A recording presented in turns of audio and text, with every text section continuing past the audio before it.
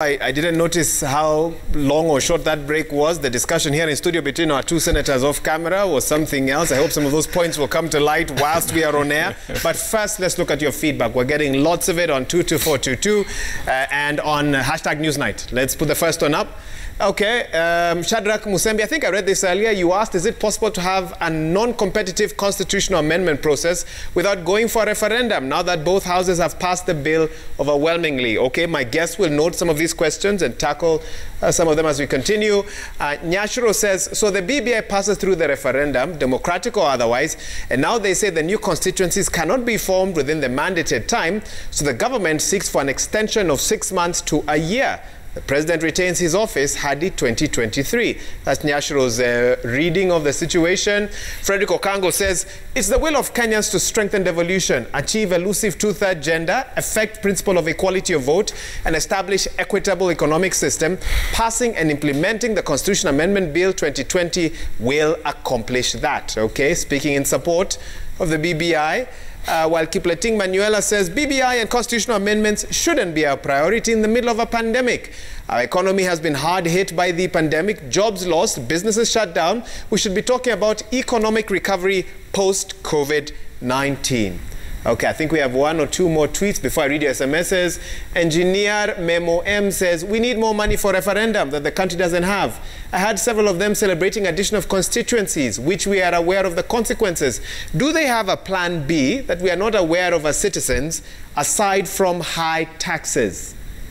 All right. Let me see. B. Sangeli says, BBI intends to solve most of the policy, legal and administrative issues that Kenya has battled with for so long. However, as people, we are skeptical as to whether the government of the day shall honor the document or has the political will to implement it. Okay, one more tweet. Olum Justice is saying, okay, questions to both of you. Ask Senator Cheriot whether he'll be ready to lead the no campaigns now that it seems we are headed there. Ask Senator Kajwang, don't you think Luo Nyanza deserves more than just 3 constituencies? Our Homa Bay County you are representing got none. Okay, I'm sure they've noted those questions. This is what you're saying on 22422, which is our SMS line. Someone here, no name, but you say, bring the BBI to the people now. We will vote a big yes, saying that those who voted yes took it personal. Let it be so. We need change. But someone else here says, BBI being forced down our throats. Let's use the referendum money to jumpstart the economy. Kenyans suffering from the COVID-19 effects of a representation is not necessary. Compare India and the USA. That is from Dukuo. While someone no name asks, why did the MPs not pass Punguza Mizigo? Okay, those are some of your thoughts. Keep sending them in. Hashtag Newsnight, SMS line 22422. I'm not sure where we begin. Maybe with that last question. And Aaron, yeah, are you going to lead the no campaign now that it seems that is where we are headed? Well, like I have said here on many occasions, this is not a priority. Either leading yes that's a no or no campaign doesn't occur to me, because like I've said on many occasions, this is an elitist sport. It is completely out of touch with the very general struggles that millions of Kenyans are going through on a daily basis. I don't know if Senator Kajwang, because he being in government right now, would know what, no, I'm not in government. What the price of bread is as we speak. I don't know if he's aware that LPG gas, which we had zero rated for so many years, in the current finance bill before the National Assembly, is going to be vatable. You can go on and so forth. Let me interrupt you, because so are you saying that if this weekend you go home, the people of Kericho ask for audience with you and they tell you lead the no campaign in some way, you'll say no? I will tell them as their no, representative, because if they are calling you to do that. That's my duty as a leader, to tell them that, listen, I have other things which I think are more beneficial to you as a people, which I can focus my energy on. For example, the ongoing reforms in the tea sector. That's where I want to spend a lot of my energy. There's a lot of push and pull between government and directors of KTD and all that, as opposed to wasting my time with BBI. I'll give you more time. I'll give you more time for your next point. I want him to respond to the same question. From that, I think it's Justice Olum. He wants to know about your thoughts. No constituencies for Homa Bay. Does that bother you? The issue of constituencies, I've talked about it. I would have wished that we could have gotten more constituencies. But I've said that if we were to get more constituencies, perhaps we would be going beyond the 70 constituencies, because my gain can only be a loss for somebody else. unless we decide that let everyone gain to the desire of his hearts. And we cannot have a parliament that is elastic. We had to deal with the 70 and find a way of distributing them. We have issues in some constituencies in my county. For example, Ndiwa and Rachuonyo constituency. They are big. But you remember, and Senator Cheriot talked about it earlier, we still have not taken away the role of IEBC in delimitation of constituencies. There would still be the routine delimitation that occurs every 8 to 12 years. And that could result in rearrangement of boundaries so that those overburdened and overrepresented constituencies like Ndiwa can be reduced to a number. And there could be other constituencies in my county where the number is not as high and does not meet the threshold that has been laid out in law, or it's just borderline. So that delimitation shall still continue. The 70 constituencies that are proposed by the BBI supporters, there has been an argument that it is unconstitutional.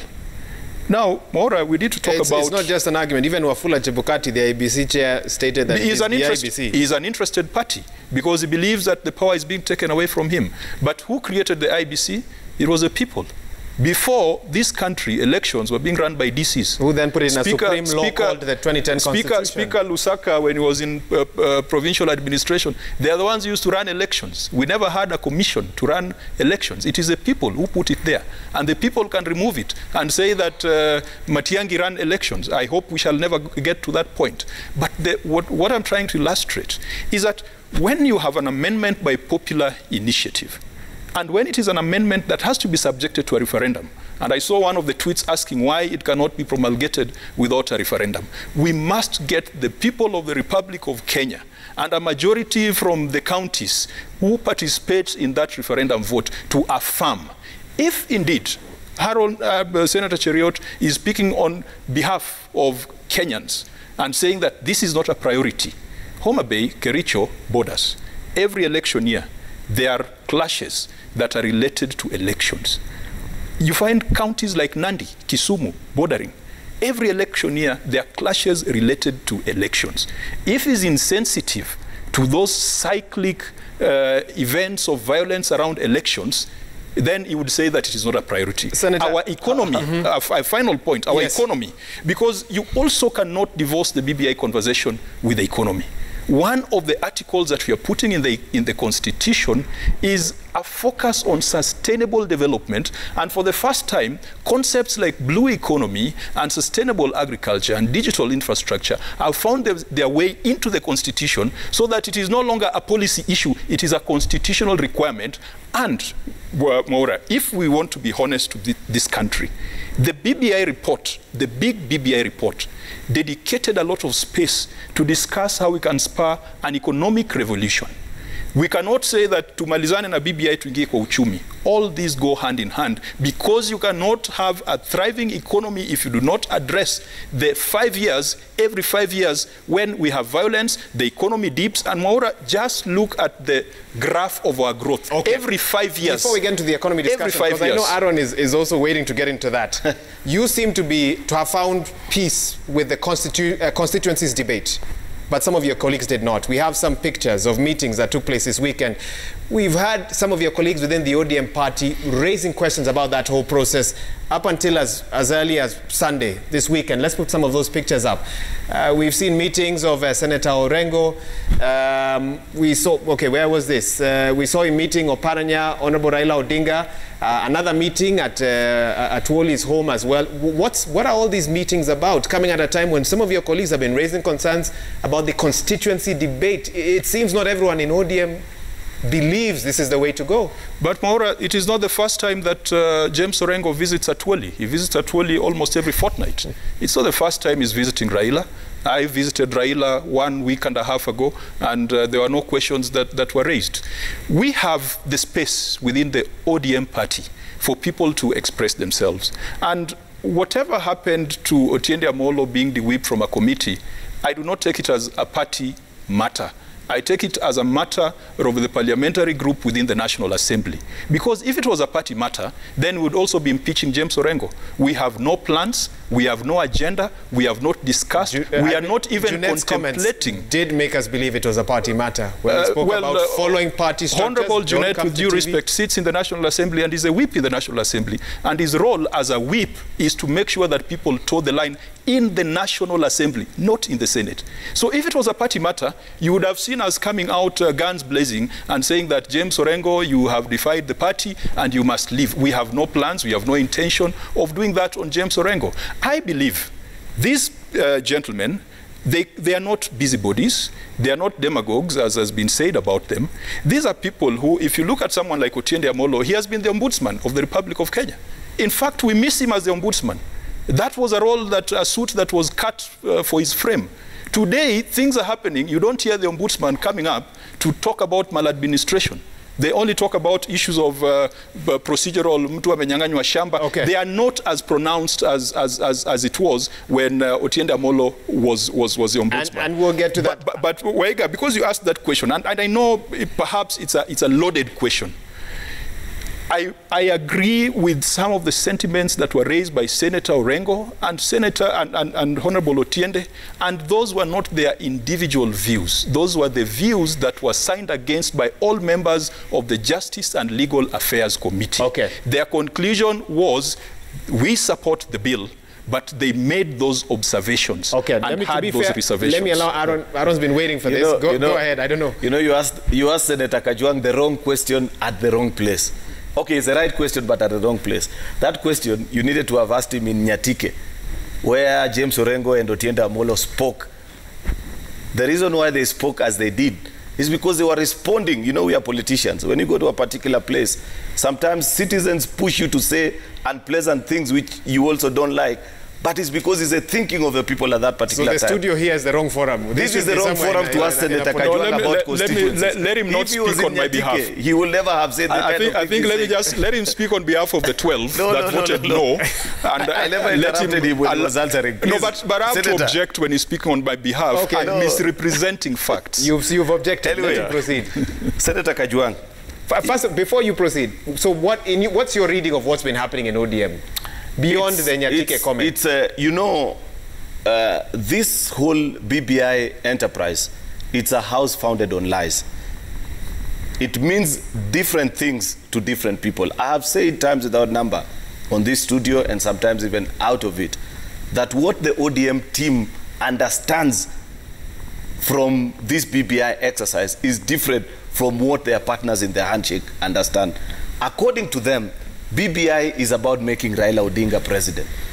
The reason all this rambling came up the last few days is with the activities, the political activities in the country that began to give a clear indication that their partners in the handshake are not necessarily so keen on them inheriting the presidency after all, that they are more keen on the One Kenya alliance. And this became evidence to them thanks to the infamous funeral in Mululu, and afterwards the Matungu by-election. That's the time that all this rambling and the noise began in ODM. Because all of a sudden, Senator Kajwang and their company, their colleagues, and he needs to remember that he is my neighbor in Homa Bay, Kericho borders, and Kisumu. We share perhaps the longest border with Kisumu, perhaps than any of all these other counties. Therefore, these are people that I meet with on every weekend as I go home. The rambling in ODM is about these guys who went back to their people and told them in 2018, forget all the tribulations that we've shared in the past. We have agreed with these people that once Uhuru Kenyatta finishes his term, he shall create a conducive environment for Raila Odinga to be president. You remember even Oburu Odinga speaking publicly about it and said, the only thing we've been lacking is a system. But when 2021 dawned on them, when they saw the things that happened in Matungu, when they had the speeches during the funeral of Musalia's mom, may God rest her soul in eternal peace, these guys realized they have been snookered. And therefore their people began being keen with them and saying, hey, forget a minute. If this BBI is not about making Raila Odinga president, then we better do the right thing, because they knew many of the things that are in that particular document do not make sense to any person who reads it objectively. These things that he's talking about, oh, blue economy and blah, blah, and the rest, they can be achieved. These are policy issues. You don't have to put them even, forget a constitution, not even an act of parliament. A cabinet memo will be enough to switch investment and say government, okay, invest in blue economy. Therefore, that brought about the kind of challenges that they are beginning to experience in their party. How far it will go? Will they be able even to comfort their people like he says about it? I wish him well as he tries to explain it. But I have given my reasons, Wahiga Mwaura, why I cannot support a deceptive process such as, in fact, in my remarks in the Senate, I said there's only one gain from all this BBI process. This will be a case study globally on how never to amend a constitution. Because the fruits, take an example of the issue of the revenue formula that is being proposed. You know, I've told Senator Kajwang, on matters of the economy, you cannot afford to be verbose. The economy is an empirical science. It's about numbers. It's not about stories of, oh, we can do this and that happens. If you propose and say, no single, as a BBI proposes, no single county can get more than 3 times the per capita received by any other particular county, and you run it, I challenge anybody who knows how to use an Excel spreadsheet. Take the division of revenue that is before the Senate. Nairobi has the lowest per capita givings at 3,400. Lamu has the highest at 19,000. That's about 6 times the average of Nairobi. If you bring it downwards to 3, it is not statistically possible. Yet it has been included because the people who are doing this went, for example, to certain regions, the populous regions of this country, and told people, by the way, we are tired of receiving less in revenue. We shall, from today, pass a law that will ensure that division of revenue is based on population alone and will not consider land. Then somebody comes and drafts it. And I think, Aaron, what then bothers many is, because you clearly came tonight armed with the facts. Yes. The question that I'll keep asking you this evening is, why not oppose it publicly? But I have opposed it in the Senate. And even any Kenyan that will get a chance to interact with this document, you know, we are awaiting a court ruling. Yes. You know, we even haven't delved into the constitutional issues that have been raised by county assemblies, by Kenya National Bureau of Statistics. And I ask this. We cannot afford Senator Kajwang to dismiss Chebukati and say he's an interested party. There's a school of thought that some on your side secretly support the BBI. Yeah. And that is why there will not be a public opposition by the so-called Tanga wing of Jubilee. It is because... Is it possible? It is because we have made up our mind that as things stand, there are so many things that we need to be doing either as members of parliament or as leaders in the various sectors of society that it will be a waste of time to turn our attention on it. Could I be part of the debate? Please, Senator Kajwang, you had a whole 5 minutes. I never interrupted him. Okay, it will be fair of him to also allow me to make my point. Close your point so that he can come in. Yeah, Senator Kajwang, you always are... I mean, you're wasting your time now. Keep your cool. You're wasting your time. Please relax. This is what I was prosecuting before he interrupted me, Wahiga. We have said that we know where our focus, attention, and energy needs to be at this particular time. Where the country is battling a pandemic, we have a dead economy on our hands, we have so many other issues from our own constituents that we need to be focusing on. Therefore, at any opportunity, we have told our supporters, when it comes before me in parliament, I'll simply say no, and that's the end of my interaction with it. When it goes before the citizens, I believe they will do justice to it if it ever gets there. Okay. I do not foresee a situation of how it gets there. I now believe you've timed Senator Kajwang's statement. You have 2 watches on your wrist tonight, which are viewers. Okay. This is a watch. Viewers actually texting. This is a watch. This is a Garmin. Okay. Mwaura, you see, is hoping for so many factors to hang the dog that's called BBI. Mara the courts, Mara the people, Mara the forces of nature. People, nothing else. It's that confusion that leads him to wear 2 watches. I mean, you just need 1 watch to tell the time. But I think that's on a lighter note. I think the more fundamental issue is, even we have peddled a lie to communities and counties that the principle that has been put in the Constitution around revenue share is going to disenfranchise them, and it's going to take away the constitutional duty of the Senate in coming up with a formula for revenue allocation. That is far from the truth. And Mwaura, you cannot say that he has come armed with facts. Half-truths can never be facts. The Senate still retains its constitutional duty of coming up with a formula for revenue allocation and originating the county allocation of revenue bill. That responsibility has not gone away. That's not true. It is only the principle that has been enshrined in the Constitution. And we have done this in the past. In the last debacle over the revenue formula, we as a Senate, we fixed a formula and said that upon implementation of the new formula, whose focus was driven by the one-man, one-shilling proponents, no county was going to lose. There is nothing that stops the Senate from coming up with the next CARA, the CARA for this year or the CARA for subsequent years. There's nothing that stops the Senate from fixing a baseline beyond which no county should go. Because if you don't fix a baseline, there could be those losses. It is our duty as senators and it is our duty as members of parliament to ensure that those losses do not occur. The principle is in the Constitution, but the details of its implementation is in the hands of senators. So let us not mislead the country, particularly the marginalized parts of this country, that with this constitutional amendment, they are going to lose resources. Secondly, there was a robust debate around the economy, and he accuses me of being verbose. Let me talk numbers. The first thing you consider when dividing revenue between the national and county governments, which I said is part of one unitary state, they are not separate countries, is the elements we call national interest. Debt is a first charge. It is usually considered as national interest, and it is deducted before you share out revenue. Why should we be stuck on the 1.6 trillion collection of KRA today? What is the revenue potential of this country? What is the appropriate tax to GDP ratio that we should be aspiring to? And that should be the conversation. And that is why I was saying that inefficiencies on the part of KRA and a lackluster performance of the economy as a result of poor policies and as a result of global economic and health and social forces should not blind us, should not make us limit our ambition. Today we are collecting 1.6 trillion. I am sure that it will be possible if we did the right things and reduced on corruption, tax avoidance, and illicit flows of money, money laundering, and some of those things ending up in churches over the weekends. KRA can collect 3 trillion plus. We will have enough money to do development, to share out to counties, and we will reduce our appetite for debt. You just need to take a stance, Mwaura. As a national leader, national leader, you have to take a position whether you're going to sell hope to the people or you're going to sell despair. Aaron Cheriot and his band of 12 disciples that voted no today have decided to sell despair. Moses Kajwang and the 52 senators that voted yes have decided to sell hope. How does Moses Kajwang and those 52 foresee the next couple of months? Will there be a referendum in August? You asked this question a couple of weeks ago here.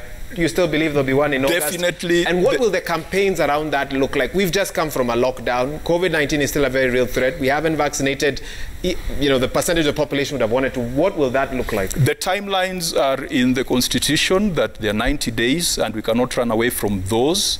So within 90 days, once the president receives the bills from Parliament, then IBC will have 90 days to set up a referendum. IBC will still have to come back to Parliament to frame the question that will be taken to the people. There was a conversation whether we would have one question or whether we'll have multiple questions. Probably the rulings that the judgments that are coming up this week could guide us on some of those issues. But ultimately, it is Parliament to decide what question is framed. The IBC proposes, then Parliament decides. So many democracies and countries have had elections in the midst of the pandemic. And there are those who have mismanaged, like India, who, because of federal and state, not federal, but state elections, has resulted in an increase in the COVID pandemic. With a very scary mutant, Yes. So there are those that have mismanaged it. There are those like next door Tanzania that had elections. There are those like Burundi that had elections, and several other countries. In fact, if you look at over the last 1 year, there could be more than 30 or 40 democracies that have held elections. It is still possible to conduct the referendum in a manner that then respects the protocols that have been put in place to avoid a resurgence or to avoid another wave. There are other issues of inefficiencies of government at the national level and county level on the matter of COVID. In fact, I do not want to mix it up with the BBI and referendum debate, because otherwise we'll be here complaining and whining, because I can't understand why we cannot have a sustainable supply chain for vaccines so that when you get the first jab, you are assured of the second jab. Those are other issues, inefficiencies and incompetencies of government, which will not be cured by BBI. Those are people problems that I cannot say that BBI is going to give us vaccinations, but it is possible for us to stage a referendum in the next 90 days. Even as we pursue our economic aspirations, we must also pursue our social aspirations and our political aspirations. But on a balance, I think that where we are, the weight tilts towards economic aspirations. But as we have said it, our politics interferes with our economics. Okay. And you stopped me, and you are stopping me again when I was take another break. When I was illustrating, and this does not need any illustration. Any Kenyan with access to economic figures knows that every 2 years, towards election and after elections, our economy is in a mess. Why can't we fix our politics so that, like Israel has had 4 elections in 2 years. The economy is sound.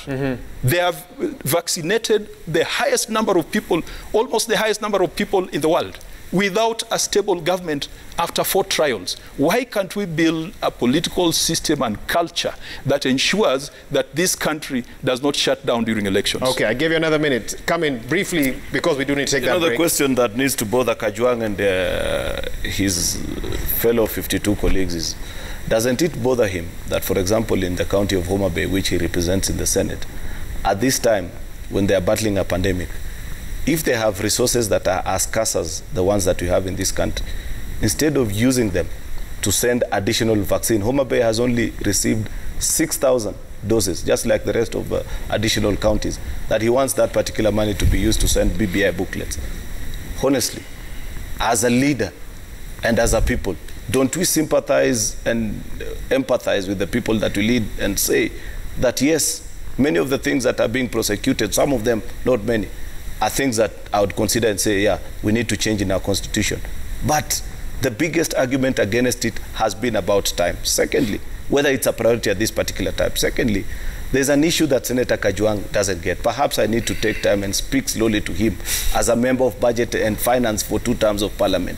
Article 217 of our Constitution speaks about the role of a Senate in division of revenue, that once every 5 years, Senate shall determine the basis, the key word used there is basis, upon which money is divided amongst counties. And I've given in an example of the current division of revenue, that the lowest per capita earnings per county is in the county of Nairobi, where we are seated having this debate, and it is at 3,000 shillings.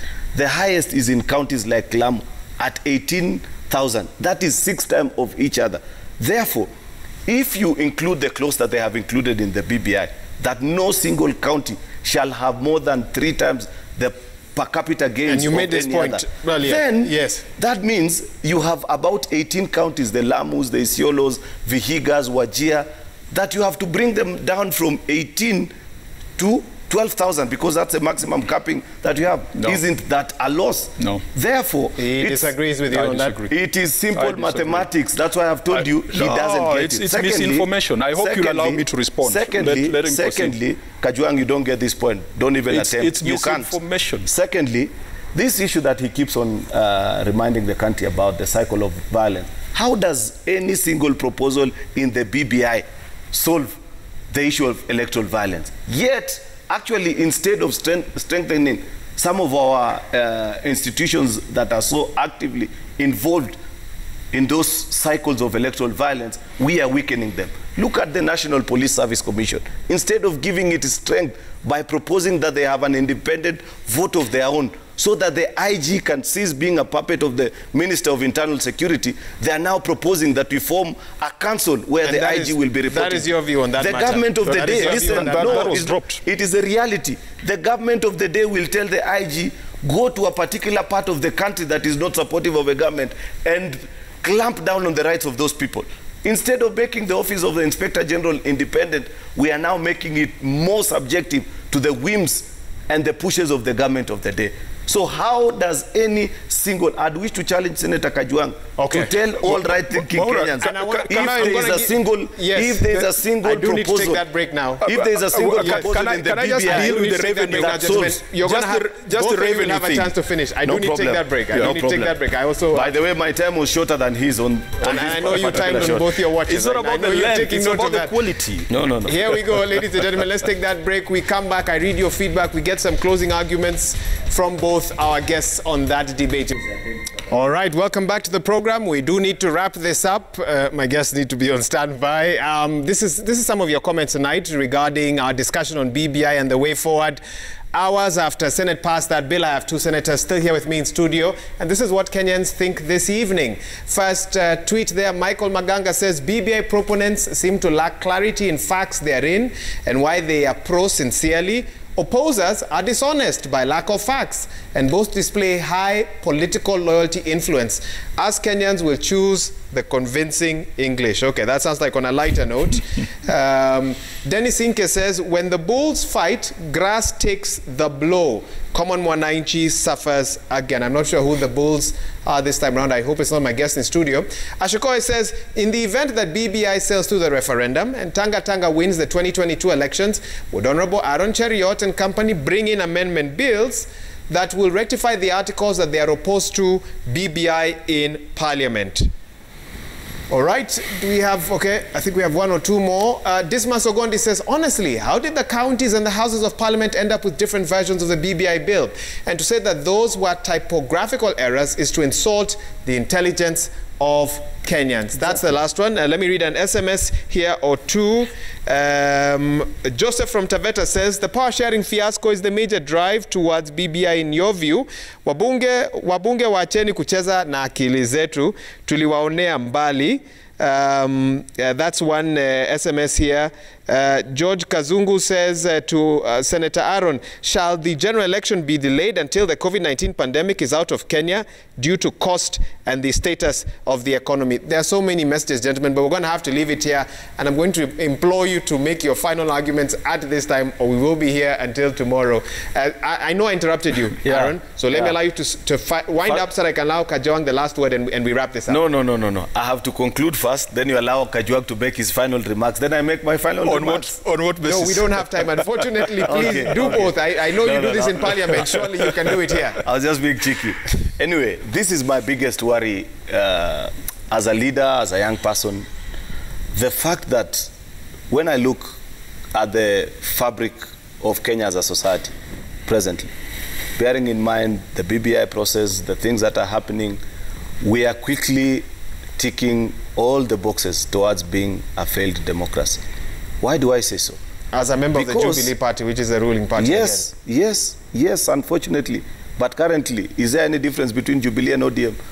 And we all of the same thinking, supporting the same things. Perhaps very few of us are the ones saying, there's nothing you can accuse me of having supported this term that Senator Kajwang hasn't supported. So we are one and the same, painted by the same brush. But allow me not to lose my point. Look at the challenges that the country continues to face.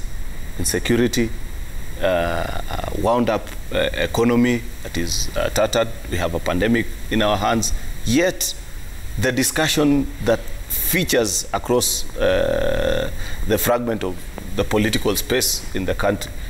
Look at even the questions that viewers are sending. Is it possible that there may be an extension of a term of office for the president? How did we get to this point where it is now a possible reality, even a point of discussion? If I was the president, surely I'd send a message the following morning immediately dispensing such rumors, because that's what you do in a mature democracy. That this current, my current political processes and proposals have nothing to do with an extension of a term of office, but it is increasingly becoming clear. Therefore, if we get to a point where there is constant violation of our constitution, then you do not know at what point people will say enough is enough, and the problem that Senator Kajwang tries to mislead us that BBI solves will now become even more potent and more threatful, because you must know that citizens will only be obedient if they realize that everybody plays by the rules. But when it gets to this point where court orders are being ignored, Members of parliament are being howled out of office despite the presence of court orders. You can see the by-election campaigns that are going on in Kisii, for example. One faction of the political divide is being allowed to campaign. Jubilee is using even chiefs and county commissioners to campaign, while just 2 or 3 members of affiliated to my side of the political divide, like was the case today, their rallies are being interrupted. I was about to say that we don't have a Jubilee voice here to defend, but we do. That send sudden warnings to your head, Wahiga, and the rest of the country, and people begin to ask and say, probably, post even this BBI story, let us have a proper conversation where we can tell each other, we know that we are political competitors, but let us play by the rules. Because this game, this current path that this administration is taking, we have walked it before, and we know where it led us as a nation. Okay. Therefore, it's not proper, it's not right. I call upon anybody that reaches upon the key decision makers to tell them that please put a pause and listen to the cries of the ordinary citizens. Senator Kajwang, wrap this up for us. BBI has been blamed for everything. On this show, Senator Cheruiyot has blamed BBI for the troubles facing my colleague, Senator Mwaura. And for avoidance of doubt, I sympathize with Senator Mwaura. I believe that due process should be followed when getting a member out of parliament. BBI has been blamed for the fallout between the president and his deputy. BBI has been blamed for the sluggish growth of the economy. BBI has been blamed for COVID. BBI has been blamed for so many things, including corruption, by people who have been convicted of corruption themselves, are blaming BBI for corruption. And I think that in a democratic process, the minority have their say and the majority will have their way. And I think that even tonight, Aaron Cheruiyot has had his say. In the House, they had their say. The 12 senators who voted no, it is their democratic right. They should not slight those senators who voted yes. They should not slight and belittle those MCAs and members of National Assembly who voted yes, because they have legitimate reasons that are far removed from personal benefit and far removed from corruption and all those things that Senator Aaron is alleging. The debate that the country has been subjected to over the last 1 or 2 weeks perhaps has been the wrong one, because what we were voting on in Parliament was the bill. We were not voting on the report of the Justice and Legal Affairs Committee. I believe that the Justice and Legal Affairs Committee, which is comprised of very eminent leaders and lawyers, has done a wonderful job in coming up with a philosophy that will guide us in looking at Article 257 of the Constitution. The debate around the role of Parliament in this process is healthy. And even though the speakers ruled that Parliament is just a conveyor to capture the voices of the people and members of Parliament, because they are also voters in this republic, to give their views, I think that that is a jurisprudence that needs to be expanded, examined further, because I believe it is dangerous. It is a dangerous conclusion, because you will need 1 million people you'll need 1 million people to endorse something by popular initiative to, for example, remove term limits. It happened in Uganda next door. You will only need 24 county assemblies, you do not need parliament, and you need the power of the state to win a referendum. It is possible to amend the Constitution. It is so easy to amend the Constitution when you look at Parliament as an irritant and you say Parliament does not have any substantive stake in it. So I want to hail those lawyers and the members of JLAC for giving us some good food for thought, and I hope that the judiciary shall expand it further. But as things stand right now, this is a will of 3 million people who are certified by IBC. We have voted on it. We are taking it back to the people.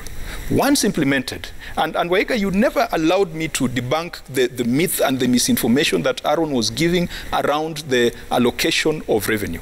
And I never allowed him certain things as well. I'll deal with it in one, just in one. It has to be 30 seconds because I need to wrap this up. It's not possible to do it. Nothing stops the Senate and Parliament from establishing a baseline, the way we have done in the current formula, and saying that that provision shall not apply in retrospect. We have done it before. It is possible that Aaron, the expert in Finance Committee, can move the House to establish a baseline so that no county loses, and that consideration, that principle is applied in future. That will be my position in that debate, and if they don't bring that to the House, I will propose it myself, and I believe I will get the support of senators to ensure that no county loses the revenue that they are accustomed to, because that revenue has already been assigned to certain voteheads that cannot be reduced. It is possible, and Senator Cheriot is misleading the nation that BBI is going to cause a loss of revenue. In fact, Wahiga, just for 10 seconds, there's something Senator Moses Kajwang gets factually wrong. The debate is not about losing. I have told him is upon something called a basis. The fact that despite all these other factors, you know, there's a reason why the people in Nairobi get 4,000 as their per capita allocation and the people in Lamu get 18,000. The reason being simple. For example, what is the cost of service delivery in Nairobi? In Nairobi, to walk to the next health center perhaps is only 2 to 3 minutes walk. In Lamu, you have to do it for almost 3 to 4 hours to get to the next health center. That's why it can never be the same. And the drafters of a constitution, and Kenyans agreed with them, gave Senate the powers to determine a basis, because it's a balance between so many other factors. So it's not about gaining and losing. And that power has not been taken away. That power has not been taken away. And we will have the one that he eloquently talks about. We still have that power. We, the senators, have that power. So let's not mislead the nation. Our hands are tied. Our hands are tied. Thank you, gentlemen. Senators, thank you so much for your time. A conversation we will keep having here on the program as we endeavor to help you viewers understand what is happening. That is the state of the nation this evening, and it's come to you live on Citizen TV's Newsnight. Senator Moses Kajwang, Senator Aaron Cheriot, both worried that I did not give them enough time. I did.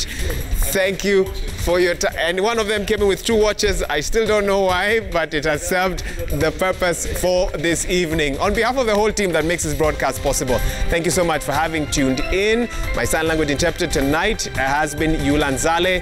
Have a good night. Stay safe. Keep it Citizen TV. We'll educate you every step of the way on everything you need to know, whether it's politics, health, and so much more as well. Have a good night. We'll see you soon.